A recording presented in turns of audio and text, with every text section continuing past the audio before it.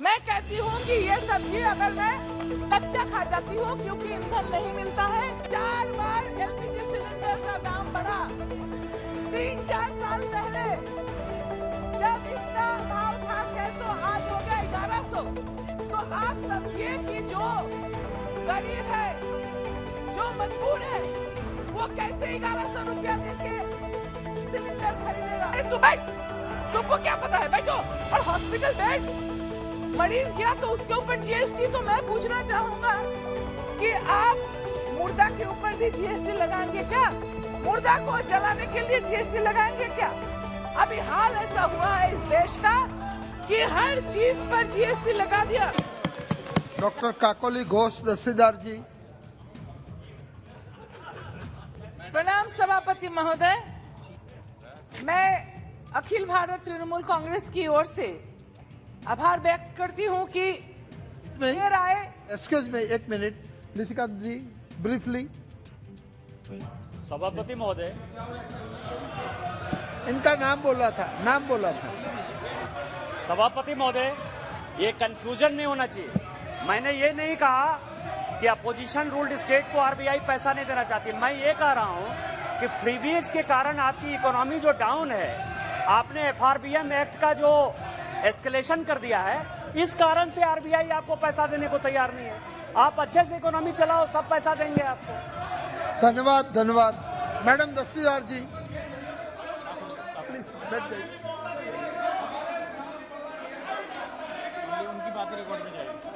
ये बात रिकॉर्ड में नहीं जाएगी। इनका नाम लिया था तो क्या हुआ, बाद में देगा right. Madam doctor Kakoli Ghosh ji. प्रणाम सभापति महोदय, मैं अखिल भारत तृणमूल कांग्रेस की ओर से आभार व्यक्त करती हूं कि देर आए पर दुरुस्त आए। महंगाई एक बहुत अहम मुद्दा है जो आज के जनता पर, भारतवर्ष में हर जनता का और हम सभी को बहुत चिंतित होकर रखा है, क्योंकि महंगाई इस जगह पर आए है, ये सरकार कोई कदम भी नहीं उठाया। महंगाई पर चर्चा करने के लिए इजाजत देने के लिए मैं अध्यक्ष महोदय का शुक्रगुजार हूं। आज के दिन में आम जनता पर क्या गुजर रही है, ये सरकार को समझना चाहिए। मैं तो सहमत थी, मंत्री महोदय यहाँ है नहीं, जब सत्ते पे नहीं थे तब मंत्री महोदय ने यहाँ, मैं नाम नहीं लेना चाहती हूँ, एलपीजी सिलेंडर लेके बहुत शोर शराबा किया था, की थी। अभी मैं जानना चाहती हूं कि वो मंत्री महोदय का राय क्या है, जो एलपीजी लाखों औरत गांव में अभी भी चूल्हा फूकते हुए दिखते हैं, क्योंकि उज्ज्वला योजना में जिसको सिलेंडर मिला था अभी खरीदने का पैसा नहीं है। लाखों सिलेंडर खाली पड़ा हुआ है। अभी ये सोचना चाहिए कि ईंधन में आग लगा है। कभी कभी मेरे मन में आता है कि ये सरकार बहादुर क्या हमें कच्चा खाने का आदत दिलाना चाहते हैं। कच्चा खाने का दूसरा मतलब कोई मत समझो कि दूसरा कोई मतलब है। मैं कहती हूँ कि ये सब्जी अगर मैं कच्चा खा जाती हूँ क्योंकि ईंधन नहीं मिलता है, तो वही कच्चा खाने का बात कर रही हूँ, क्योंकि एलपीजी सिलेंडर ये चंद महीनों में 4 बार एलपीजी सिलेंडर का दाम बढ़ा। 3-4 साल पहले जब इसका भाव था 600, आज हो गया 1100। तो आप समझिए कि जो गरीब है, जो मजबूर है, वो कैसे 1100 रुपया देके सिलेंडर खरीदेगा। सरकार को सोचना चाहिए। ये हमें कच्चा खिलाने की आदत जो आप लोग डलवाना चाहते हैं, ये बंद कीजिए। ईंधन का, एलपीजी का भाव जरूर कमती कीजिए, क्योंकि आम जनता को बहुत तकलीफ हो रहा है इससे। आपको ये सोचना चाहिए कि मंत्री महोदय कितना शोर शराबा करके सत्ता पे आ गया, बस भूल गया आम जनता को। कहाँ है सिलेंडर लेके उनका जो जुलूस निकालती थी, बात करती थी, आज यहाँ है नहीं, मैं नाम नहीं ले रही हो। तो इसके बाद भी सोचना चाहिए कि हर चीज के ऊपर जो जीएसटी लगा है, टैक्स लगा है, एक तो बात है कि पेट्रोल या डीजल, इसके ऊपर भाव इसका बढ़ने से सब पर असर आता है, सब चीजों का भाव बढ़ जाता है। So we have to agree that the prices of the petrol diesel, which are skyrocketing at the moment, is largely because the tax that central government is levying on it. West Bengal is amongst the first few states that took immediate step through Honorable Chief Minister Mamata Banerjee, who reduced and gave a subsidy of 1 rupee for the benefit of the common man. I want to request the central government that the lion's share of taxes on fuel falls on the central government. The center imposes both flat and ad valorem rates on fuel. The center has been levying excise duties and also says, so this rupees 32.90 per litre on petrol and rupees 31.80 per litre on diesel, which has increased, has hiked, this excise duty has hiked from rupees 19.98 litre to rupees 32.9 in 2020. So this is indirectly increasing the cost of all edible, all kinds of consumables and everything required for daily life. In spite of this increase has been in spite of the international oil pricing having plunged to a multi-year low due to the pandemic in 2020.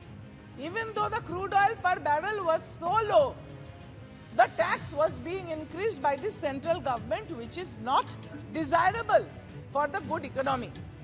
The economy has totally been shattered. The excise revenue from petrol and diesel increased by over 94% from about rupees 1,720 billion to 3,343 billion since 2014 up to 2020. The government's collection from levy of excise duty on petroleum products has risen 33% in the first 6 months of this current fiscal year. Central taxes on petrol and diesel rose by over 307%, and in the last 6 years, allowing the union government to mop up a sum of rupees 2.94 lakh crores through taxes on fuel between April 2020 and January 2021.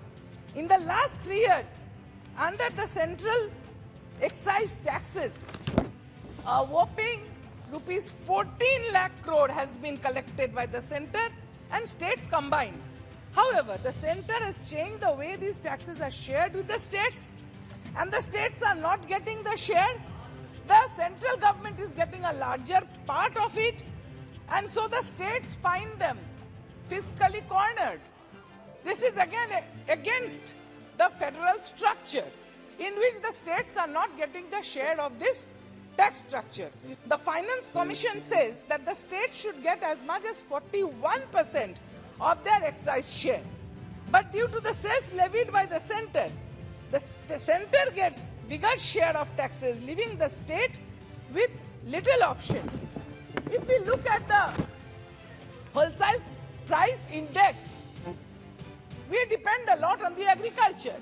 The backbone of the agriculture is the fertilizer and urea. In the fiscal year 2013-14, the wholesale price index of urea was 104.7. And in this last fiscal, the wholesale price index of urea has been 110.1. If we cannot look at it properly to help the farmers, we know that you are not pro-farmer through the farm laws that had been brought and withdrawn later on. But unless the farmer is helped, the agriculture is helped, the country suffers, the people suffer. Cereal wholesale price index in 2013-14 was 126.6, today it is 160.7. The wholesale price index of vegetables, like this one that I just ate, it was 163.6, but today it is 204.5. Milk was 116, and today milk is 156.9. Milk is consumed by little children. Milk is consumed by the elderly for their well-being. Now children and the elderly can't even thrive because the milk is increasing so much in its cost. People cannot afford it. And then at the commodities like medicines, essential medicines, which are life-saving, they are becoming dearer every day, and tax has been put on equipments used by specially abled people.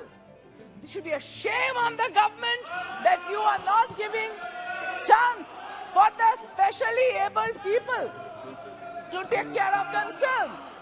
My honorable friend here was just not talking about pencils and rubbers. That is for the growth of the education of young people. You are not taking care of the infants by increasing the price of milk. You're not taking care of the children in their education by increasing the price of pencils and rubbers. You're not even taking care of the economy at all. You should put more attention on the economic condition of the country than rather putting advertisements or apna dhera pitana. And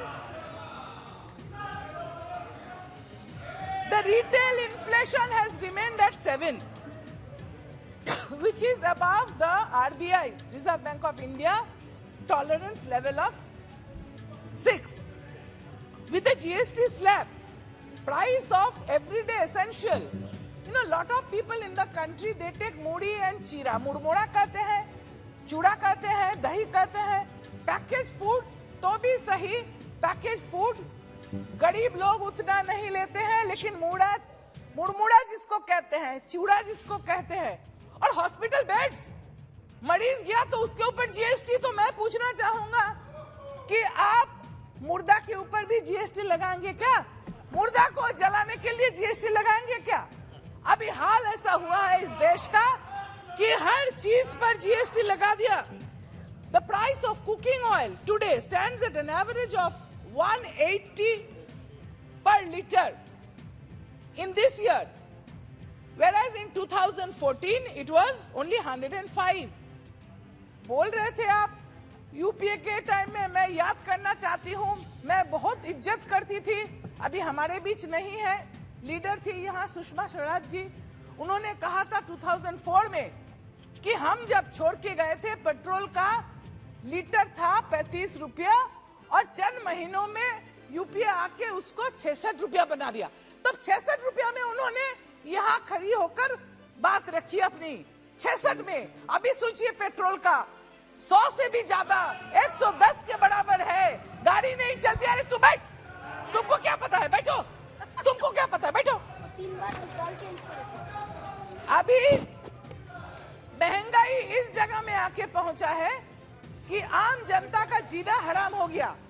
चर्चा यहाँ हो रहा है, बहुत अच्छा, सभी बात रखने की अवसर सभी को मिलेगा, सब ठीक ठाक बात करके मैं सरकार से ये दरख्वास्त करूंगी कि आप एक जगह में आइए कि इतना टैक्स मत लगाइए कि आप ही को सिर्फ मुनाफा हो और गरीब मरते रहे।